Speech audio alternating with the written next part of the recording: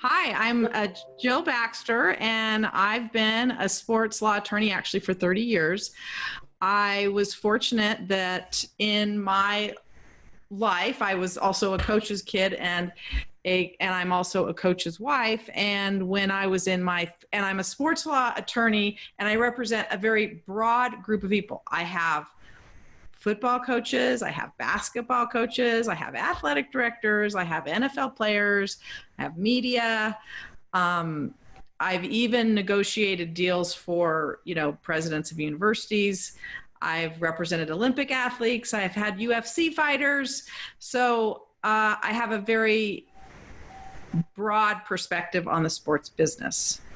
So I'm a sports law attorney, really. Okay, so when you say that, and as we were talking off air, I'm going to use the stuff we talked, how did you just kind of went, is this something I want to do, or does it kind of just happen? Well, for me, I will tell you, I was in my, I believe, second year of law school. I was president of the sports law forum at my law school, and my dad called and said, hey, Gary needs help. He's getting a contract with the Rams. And I was like, well, I don't do that. And he said, well, figure out how to do it. So I actually called up, I had just had somebody come speak at my law school. So I called up, who was a sports law attorney, and I called that office and I said, well, what do you have to do to be, to represent NFL players? And they said, oh, you have to get certified with the NFL Players Association. So I called the NFL Players Association.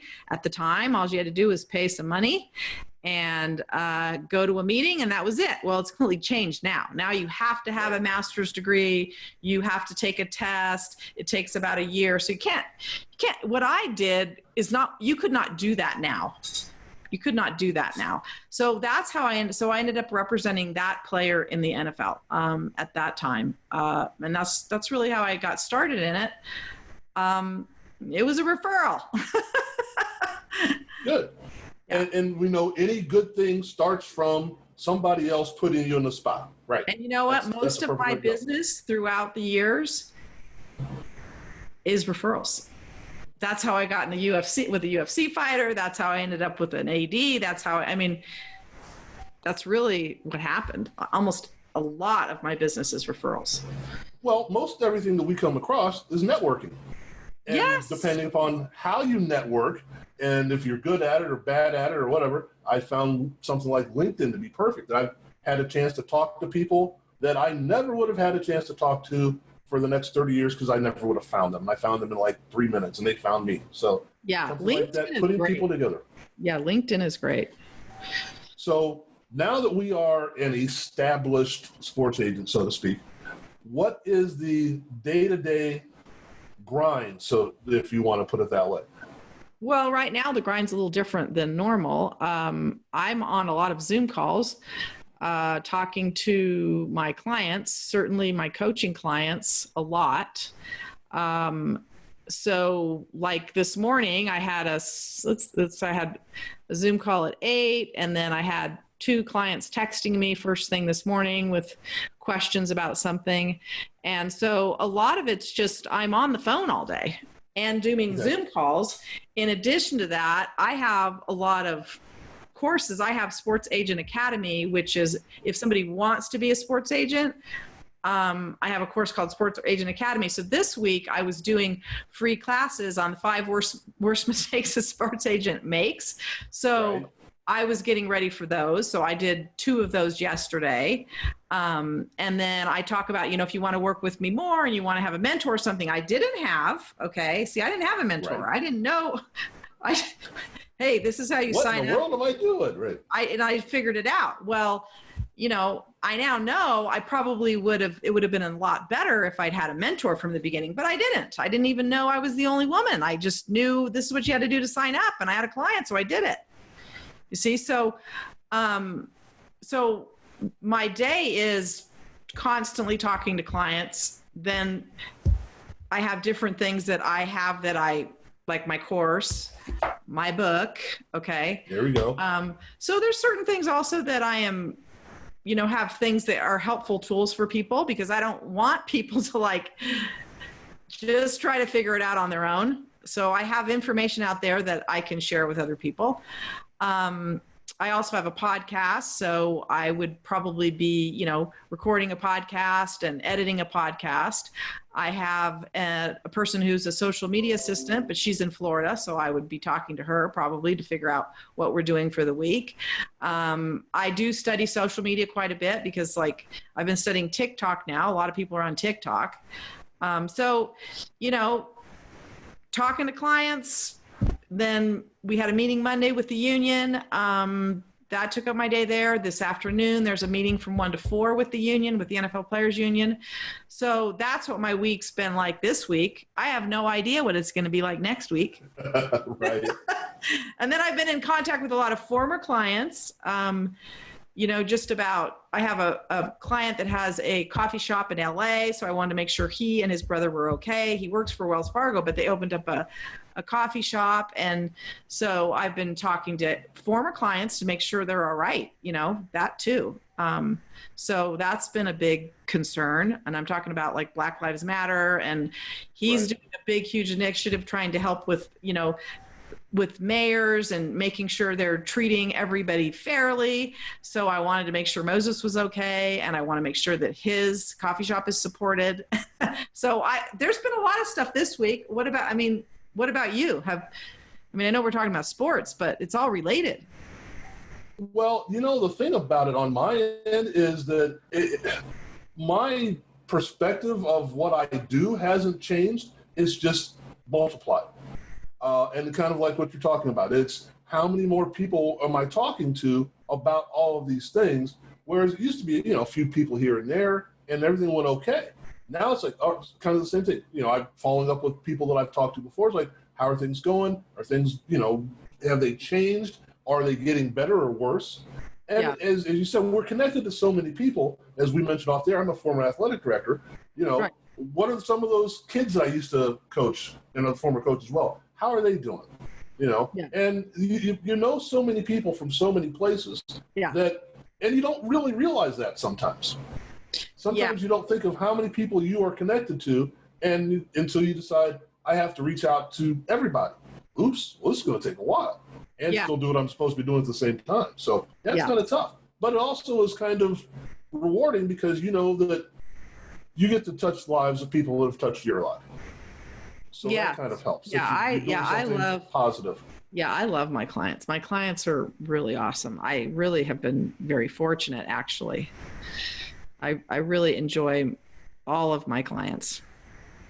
Well, it kind of makes it easier to have to do stuff with them and for them. If you can actually call them up and go, I don't want to call this guy. That's not a good way to do business. So, all right. So I'm just thinking of scenarios off the top of my head. All right. So you represent coaches. Yep. And you represent athletic directors. Yes. Has it ever come to the point where they're one of those clients and another clients are butting heads? Oh, yeah. Okay. Oh, yeah. How do you get them to understand that you want what's best for both of them? Or do they understand that? Because they're very professional, I was able to separate it. But also a lot of times as an attorney, I'm dealing with the general counsel of the university. And it's usually over a contract situation. So I usually, it gets separated pretty quickly. Okay. So because it doesn't really fall on you. Right. No, because usually it has to do with a contract. Okay. Now, as a negotiation, this is something I'm very curious about. How do you say, where's the line? Where is the number? Where do we come up with, what's the sticking point? Is that more directed by what you think or by what the client thinks? The numbers usually are not the difficult part, to be honest. Usually the numbers have pretty much been agreed upon when they're taking the job. Okay. Honestly, sometimes there's some give and take, but it usually has more to do with what am I going to get paid if I get fired? Ah, okay. And the wording in that section is so important. What is going to happen if I take another job? Am I going to have to pay a buyout? Because, of course, from my perspective, I don't want my client to have to pay a buyout because he wants to go or she wants to go to another school. But a lot of universities are putting those clauses in, and I am of the opinion that they're not legal. because you're basically punishing somebody for trying to get another job. You're restricting people's right to work. You can't do that. So and it ends up being a penalty rather than an accurate assessment of how much it actually is costing you to replace the person. Because that's really so I have to do. So where I spend a lot of my time is protecting them contractually to make sure the wording's right. Sometimes they have leverage to get things changed. Sometimes they don't. Sometimes the client doesn't care. You have to figure out, okay, here's what I don't like about the contract. What do you think? And I'll have clients say to me, Jill, I don't care about that. Okay, well, just know that this is what this means. And if 2 years from now, your defense is not doing that well and you get fired, they might use this and then you're not going to get as much money. And you're okay with that. Right. Well, I want to fight about this. I don't want to fight about this. You see, so it's really more about that. And then even with players, like if you're negotiating a player deal, I have all the contracts. Okay. I know what the player's worth. It's not a guessing game. When you hear all these things in the news, no, you kind of know. Now, of course, you might be able to get more from this person than this team and this team. But then what if it's not a place where you think that's a good spot for that player? Okay. You might say, you know what? That particular team has a lot of turnover all the time. I don't think you're going to like it. You're going to be miserable. There's a lot of factors that go into, deciding, okay, this is where I want to go. This is where I want to be. And then there's negotiating the deal. You see what I mean? And is it safe to assume that you aren't just saying, okay, I'm just throwing a name out there. I don't mean anything about it. I want to go to, let's just make up a name. Player X is thinking about going to Tulsa. Player Y is also thinking about going to Tulsa. Do you say it's a better fit for player X than player Y, or Tulsa is a better fit for a certain type of player or certain type of situation? Well, I don't represent players that are in college. It's NFL players I'm talking about. Right. Well, that's what I mean. If you're looking I'm using Tulsa just so I don't have to. Okay, you're talking about college, but I'm just making up a city. Yeah. I'm looking at the whole thing. I'm looking at the roster. I'm looking at who they have to compete with. I'm looking at who they're being coached by. I want to know. I will look at the owner. I'll look at the GM. There's certain GMs, I just like better than others. Sorry.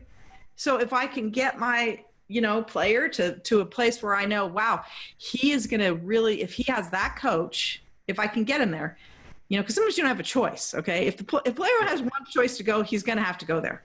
But if I can find a coach that I know, and I have a young player that needs some developmental work in the NFL, and I know they have the best coach at that position to develop that player, and he can make the roster there. Okay. Making the roster, the 15, I'm going to try to get that player there, even if the signing bonus is a little less. Okay.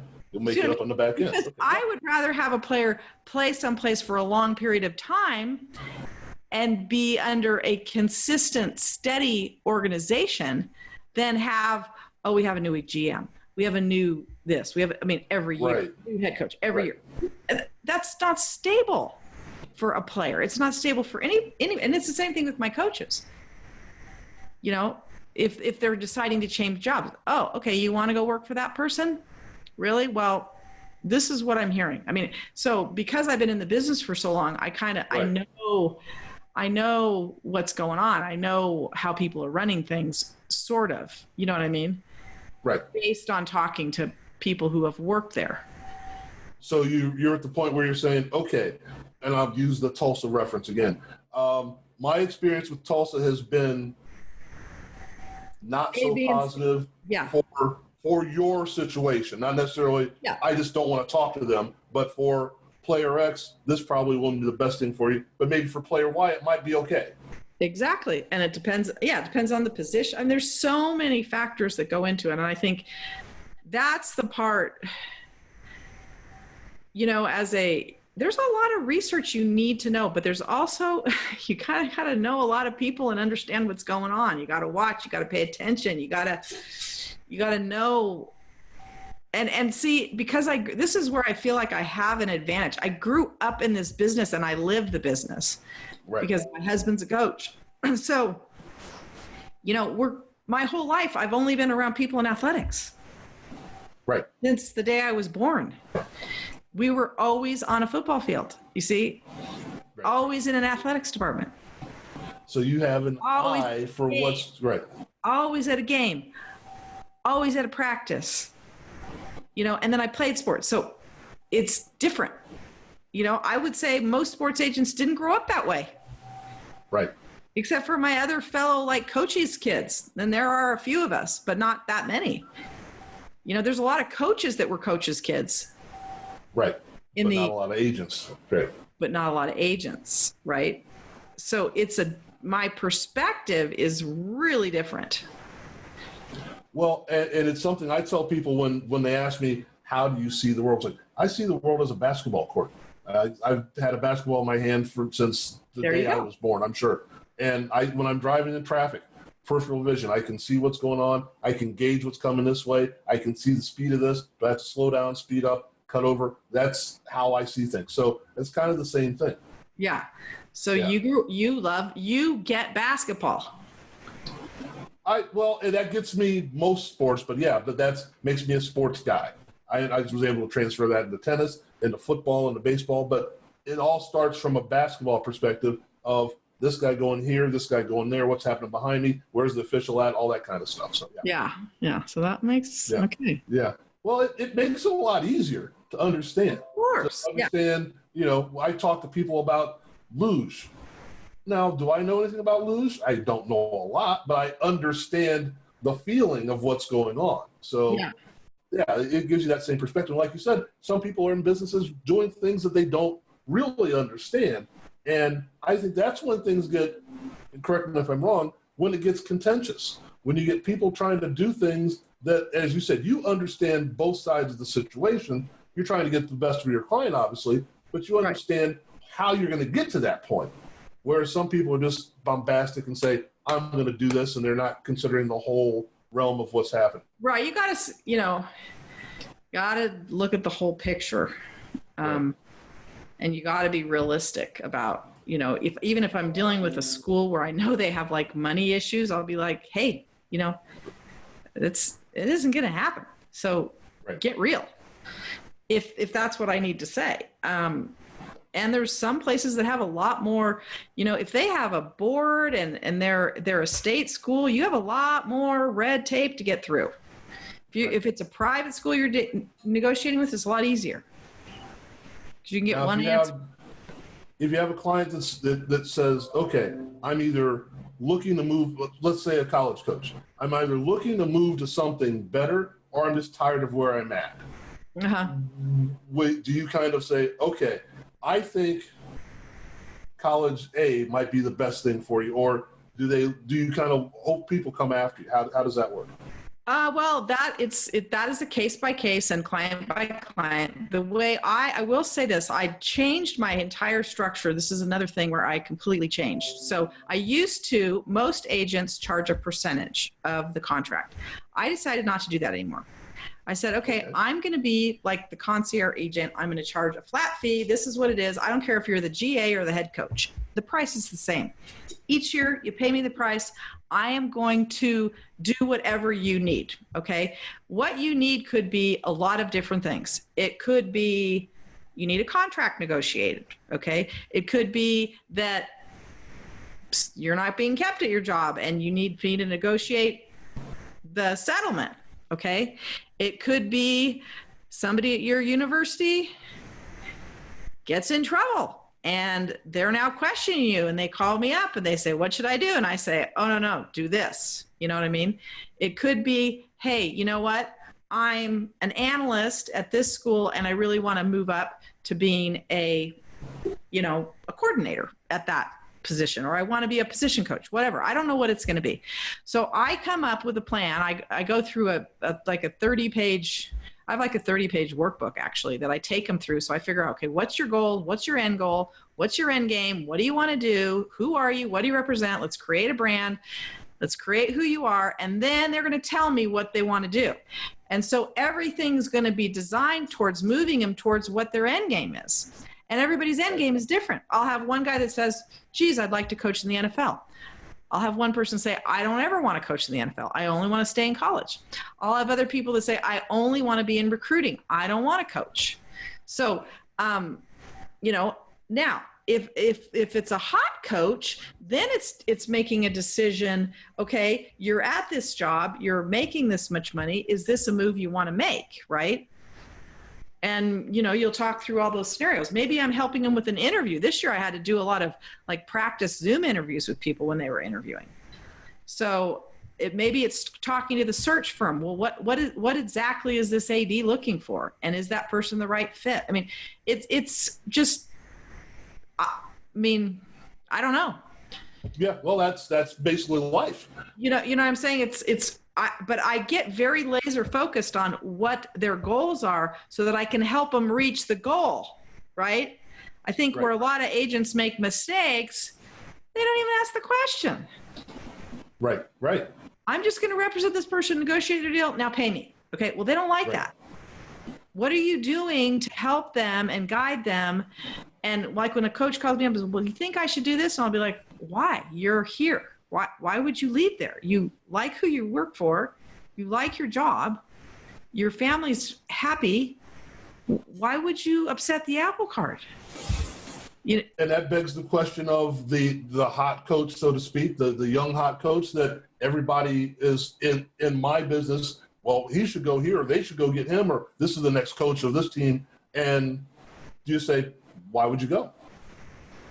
Right. I mean, and it depends. Or it might be, yeah, you should go because things maybe aren't going so well. Or I see patterns with it's usually fans, really. You are an athletics director where all of a sudden after about 5 years, I don't know what it is, they get tired of the people. They want new people. And I'm always like, you're dumb. I mean, I hate to say it.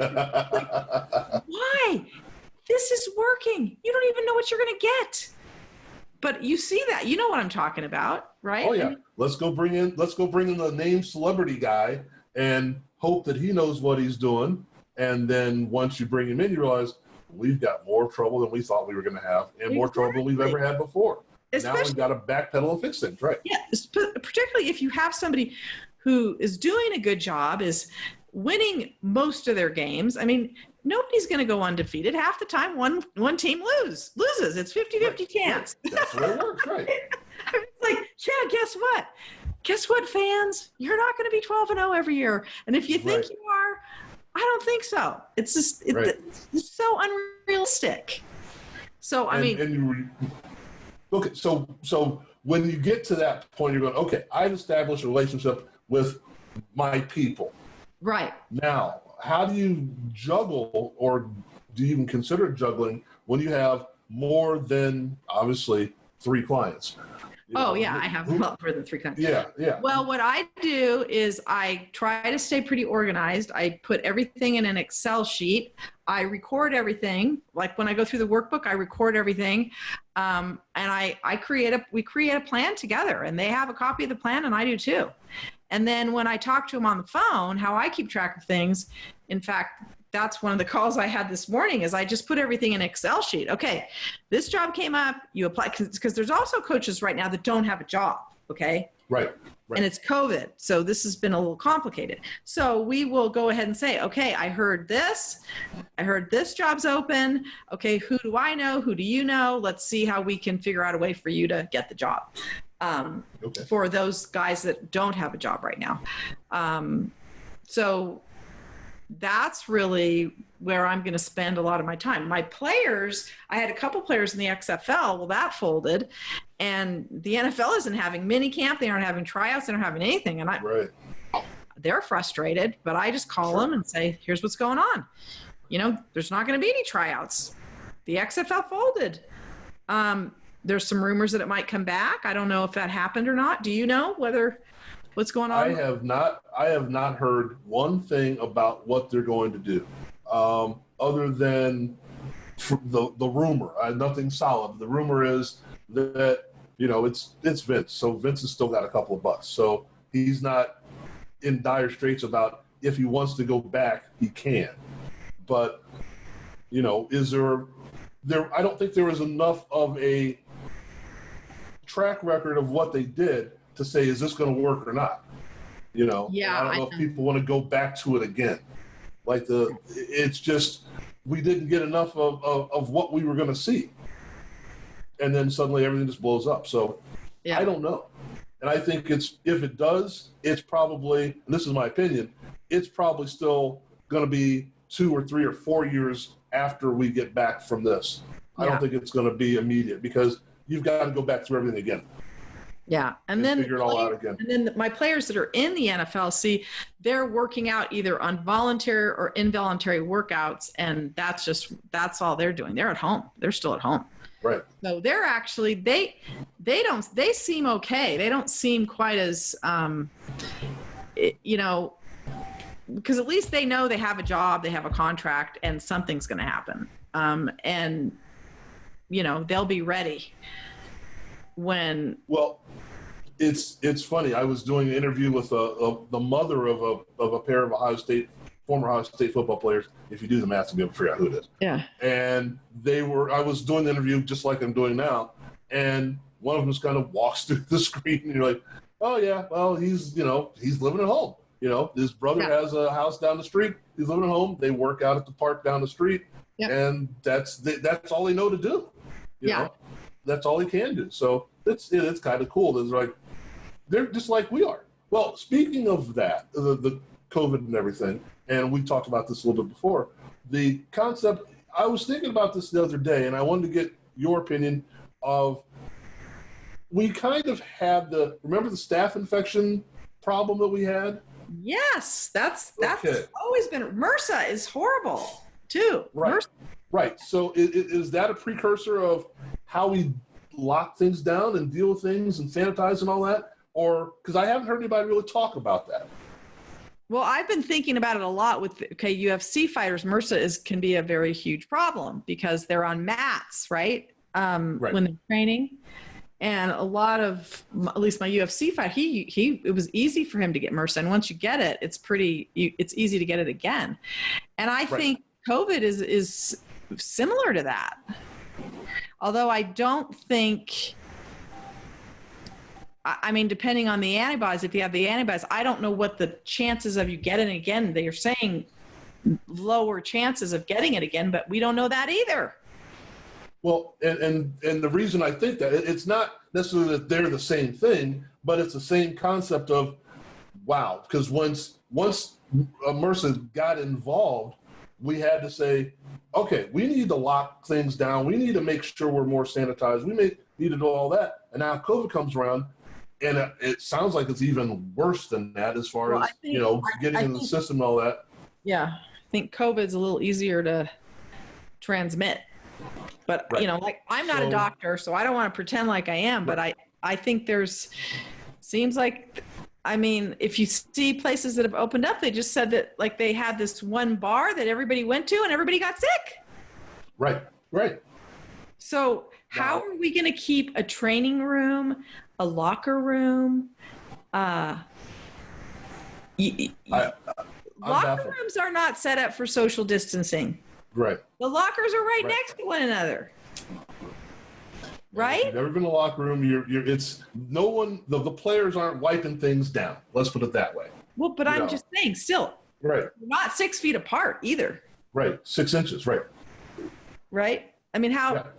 So and like I said, we had a meeting Monday with the players union, and they are not sure, like, for players coming back, exactly what it's going to look like. Because my first question was, well, what status are they going to be on if they do get COVID? Are they going to be on injured reserve? Are they going to be on PUP, which means they could return sooner? Are they going to be on active, inactive? Are they just going to have a practice squad part of, COVID practice squad? I don't know.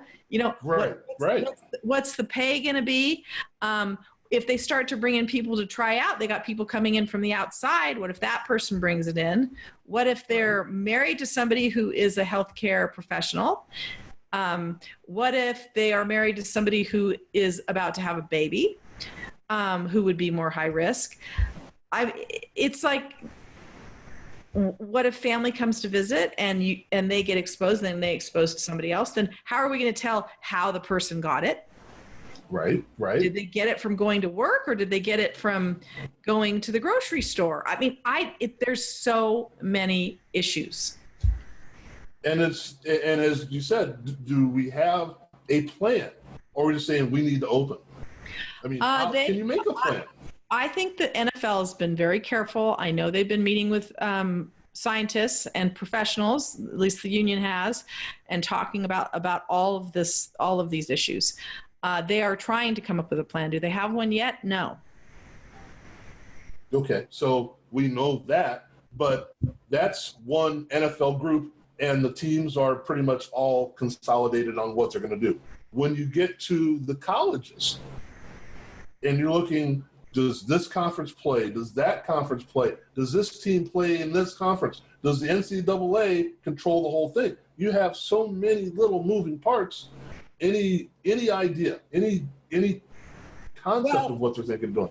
I've talked to a lot of my coaches this week, actually, basketball coach at a Pac-12 school, a football coach who is, their team's probably going to be in the top 5, right? So they're a bigger school, and people are going back in college. They are meaning they're going back to the office. So one school was the offense was meeting in the morning, the defense was meeting in the afternoon. Players were coming back in small groups. Okay. There's another school where they just let everybody come back. And who knows? That's what I'm saying. They're all over the map. Who knows, right? Okay. Yeah. There's some schools that are having all the sports come back right now. So I am going to tell you, it's actually on, and I talked to another, because I'm in California, and it's county by county. Right. Each county is doing something different. LA County is doing something different than, Fresno County or like the Central Valley is doing something different than what's going on in the Bay Area, Santa Clara County. It's all different. And we're getting to it also. Not only is it getting, smaller by county, but you also have to deal with the international aspect of things as well. Can you, if your team is in Canada, can you go to Canada? If your player is in Canada, can he come down here? Or from Brazil or whatever? How about it? Can you get an I-20 to come into the country? My sister-in-law is a registrar at ASU, or assistant registrar, and she said the big problem with students coming back, the international students, is they can't get an I-20. Right. Well, and a lot of colleges are dependent on the international students because they pay, out-of-state tuition, and those students can't get here. Mm-hmm. Right. And then we have a lot of, at least in college, there's a lot of Australian, punters coming over. Right. I don't know what's going on there's a lot of stuff, trust me, that hasn't been resolved from people that I've talked to. And you can see where I kind of know a very kind of diverse group of people. And nobody seems to have one solid answer because there isn't one. Well, and we, in the general population, said, just make a plan and get it done. And you should decide on Thursday, have it done on Friday. And it's not that simple. And I don't think people seem to understand how many moving parts there are to one little thing. And you're in the focal point of okay, I have an athletic director. What can he do? Sometimes his hands are tied. He or she's hands are tied. What can they do to perform their job right now? Well, the athletics directors have been really, at least the one that very good leader. So, and is involved at the NCAA level and the college level. So, that particular person, I think, has shown very good leadership. So I think it depends. Again, the president, the AD, and the head coaches, if they're good leaders, you're going to have a good result. Right. Okay. I really do believe that, because they're going to put the student athlete first. And they're going to put the student athlete first. Let's deal with what needs to be done as opposed to what I want done. Yeah. The health and safety of the student athlete is extremely important. Well, and to kind of tie that together, it sounds like that's what you see your job as being. Not necessarily the negotiation of this, but the health and well-being of my client is more important than anything else. Well, sure, of course. I mean, I don't know what else. I don't know what else. What else is there? I don't know what to tell you. Well, you'd be surprised, right? I know that it seems like it's a pretty simple statement, but you'd be surprised that some people don't necessarily think that way. So, right. Yeah, you mean that it's not all about the money? Is that what you're saying? Is that what you're? I don't want to put words in your mouth, but sure. Yeah, I mean, it's important that people get compensated for what they do. It's a hard job. It's 7 days a week. You've been an athletics director. You're the chief problem solver, right? All day. It's a hard job being an athletics director anywhere, whether it's junior high, high school, college, being a head coach of any sport, you're the chief problem solver. Right. Well, there's some big problems right now. Yeah, there are. But again, like you said, I think if we look at it from that page of this is how we want to attack it, as far as let's be safe and healthy and let's not kill everybody, well, then I think we're okay. Yeah. But we as fans have to understand that, like I said, it's a tough job, and we have to pay attention to more than just, I want to have my football fix on Sunday. Yeah, I mean, you got to talk to scientists. You got to deal with, whatever is going on in your county and city and state. And those are all different if you haven't noticed. Right? Yeah, very different. Very different. And they don't even want to line up sometimes. You're thinking, you guys got to play nice. And they're not doing that. Right. Right. So, yeah. I tell you, hold up a copy of the book again. I don't think we mentioned that the first time. Yeah, I do have a book called Born to be a Sports Agent. Okay, you can get it on my website called Born to be a Sports Agent. That's what the website's called. Or you can go to Amazon. It's also on Amazon. I also, if you are interested in being a sports agent, I have a course called Sports Agent Academy that it basically will take you through the whole sequence for the year of how to represent the client.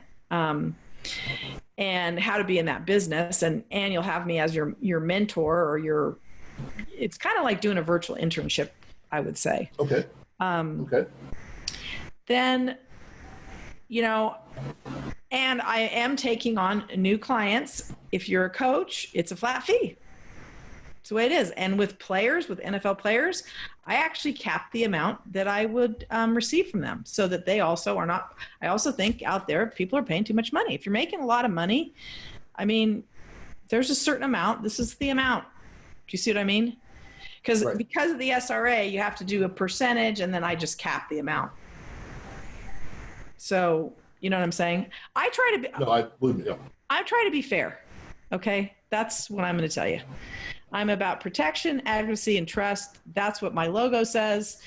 I want to be fair. I'm into being fair. I want people to treat me with fairness, and I will in turn and want to treat them with fairness. Yeah. Well, I think what happens, this is from my perspective, and correct me if I'm going too far here, but what I think what happens is if you take care of people and take care of them well, you'll be taken care of, you'll be compensated. And if you only have one client, you got to make a lot of money off that one client. But if you have several clients and you're doing things well for them, you'll be okay. Yep. Yes. So on that note, on a positive note, getting out of the rest of the COVID and everything, now, when you are trying to put all this into perspective of what you do, what would you tell someone interested in getting into that business? Into the sports law business? Yes. Well, first of all, they need to make sure, and I have an entire class on this called The 5 Worst Mistakes a Sports Agent Makes. So the first thing I talk about in that class is I say, you need to find out what the rules are for the sport in which you want to represent players. Okay. So the first thing you do is you got to find out what the requirements are. So these are the rules you have to comply with. The league rules. Okay. So if you want to go into basketball, the NBA has certain rules to get certified to represent those players. If you're going to go in the NFL, you've got to get registered and be certified with the NFL Players Association. Okay. whatever. So that takes time, right? And then I'll get the question, should I go to law school? Well, I'm negotiating contracts. I wouldn't hire a non-lawyer to negotiate a deal. Right. Sorry, I just wouldn't do it. Makes sense. Now, right. For the NFL, you only have to have your master's. You don't need a law degree. I don't know what the NBA and Major League Baseball requires, but they're all different. So first thing you got to do is get certified. Then you have to look at the state laws. Each state has their own uniform agent laws. And if you're going to recruit players or represent players, and this has to do with players, not coaches, then you need to get registered with the Uniform Agent Act in that state. By the way, they are not uniform. They are all different. And yes, you have to pay money. It costs money. Then you have to go to each individual college where you're recruiting players, and you need to get registered there. Okay? Then after you do that, all of that, then you can start to identify players who are good enough. Okay? Mistake number 2. Spending time, or 2 and 3. Spending time on clients that aren't good enough, and also spending time and money on clients that aren't good enough. So I go in my Sports Agent Academy, that's what I talk about. Here's how to do a lean, mean budget. Here's how to handle this. Here's how to handle this. Here's how to handle training, which is a big, huge black hole. Like, you know, it's ridiculous. Like, don't become a bank, because there's a lot of people that don't know how to identify who's good enough. And then the parent says they're good enough. Well, no. That doesn't matter, right? Yeah. Right. I really only care about the NFL scouts or the GM and what they think. They're the decision makers, right? So, you know, and then I think networking is a big one. You have to know the right people. I mean, in my business, I have to know coaches. I have to know athletic directors. I have to know search firm people. I have to know general managers in the NFL. I have to know coaches in the NFL. I have to know area scouts in the NFL. I've got to know the pro personnel directors. I got to network with those people. Okay. And you got to know head coaches. Yeah, I mean, that's how it is. Okay, so you got to network. You got to follow the rules. You got to know what the rules are first. Follow the rules. You got to be careful when you do start out to make sure you can identify clients and have a budget. You got to network with people. And I really think you need a mentor. Okay. Which is why I created Sports Agent Academy, because I was like, I don't have all day long to mentor people, but I created a course that you can sign up for, and I'll tell you exactly how to do it. And then if you have questions, because you're in a sport I'm not maybe in, I can tell you what questions to ask and how to, it's another chief problem solving thing. And by the way, each client is going to have different problems. So it's, you know, it's, you understand, you get it, right? Oh yeah, definitely. Well, you bring to mind something that happened, and I'm not going to get the year right, but it's maybe when we still have the high school basketball players eligible to be drafted. Yes. And there was a draft where there were, I'm going to fail on the number, there were at least a dozen high school players declared for the draft that didn't get drafted. Yeah, happens all the time. Right. But this one particular one, this sticks in my mind. And just what you're saying, who's doing the research on both ends of that? You know, and are you wasting your time? Well, somebody told me the kid's good enough, and the NFL said, or the NBA said, no, he's not. Well, did you do your research first before you even decided to try and push him to that? You know, and you're wasting your time. You're at that point, now the kid's ineligible to play in college. You're wasting his time and his future, and you're not doing your due diligence to get things taken care of. Yeah. And I always wondered about, how does that, you know, do you just go, oh, you know, like you said, his mom says he's good enough, I'll sign him and see if I can get him a deal. Right. Yeah. No, you have to do research. That's why I personally, I like it when a college coach calls me and says, Jill, you got to represent this player. Nobody knows about him. You know, all the scouts have talked about him, you know, and that is always like, okay, well, let me do some more research. But then I call my scouting friends to make sure, Right. Okay, where do you have them on the list? Right. Because even then it's still hard, and then they got to go make it. I mean, right. You still have to make the team. Right. You got to make the team. And I still have lots of guys who got a contract and they just didn't make it. I mean, they signed 90 guys and they get it down to 53. So guess what? Right. If that's 37 people that are going to get cut, it's not a good math Across problem. 30 teams. Right. Yeah. Right. Now, and now you just brought up something going back to the XFL. What happens when we get guys that, okay, I'm out a year, I didn't make it, and now I want to go maybe to the CFL. And we won't even get into the travel parts and all that stuff. But is that something you go, I will still represent you no matter what form of professional sport you're playing or what league you're in? Or it's like, I don't do CFL, because that's a whole nother, a whole nother thing you got to register for. So I have been registered with the CFL for a long time, and I haven't had a player up there for a long time. And this year, for the first year, I decided why I'm just wasting money, because I never knew if somebody would end up there. But I hadn't had a player up there in so long. I was just like, it's just kind of a waste of money. But yeah, it's a whole nother, right now I'd say you're going to have to do it on your own and call the union, But for the most part, yeah, you got to keep representing them and, try to get them to a different league. Or the XFL was really great. So was the Alliance, but didn't work out. Didn't happen, right? But so in CFL, you still have to register with the CFL. You do. They have a whole thing up there, and it is important, because what happens up there is you can't they want to go back to the NFL, but they tie you in up there. Right. So, And you've got different registration in Quebec and Manitoba and all that as well, like you would in the States here. Yeah. Yep. So, I can see where you're saying, if I don't have anybody here, why do it? Right. Yeah. Okay. Well, this has been enlightening, and I really appreciate this. Yeah. What did you learn? What did you learn that you didn't already know? What did I learn? Well, first of all, I learned that I didn't understand that you had to be registered every place. That's the one thing. Oh, I just thought it was one blanket registration, or I'm registered with the NFL, I'm good enough. No, I didn't realize that there were that many other things. And second of all, I didn't. Rules. Yeah, a lot of rules. Yeah. Second of all, I didn't quite, and I guess maybe I thought about it, but I didn't really think about it in depth, that when you're negotiating something, that money isn't really the issue or the main issue, because as you said, you probably already know money you would have gotten in the negotiation in the first place. Right. Yeah. The money will be talked about while they're taking the job.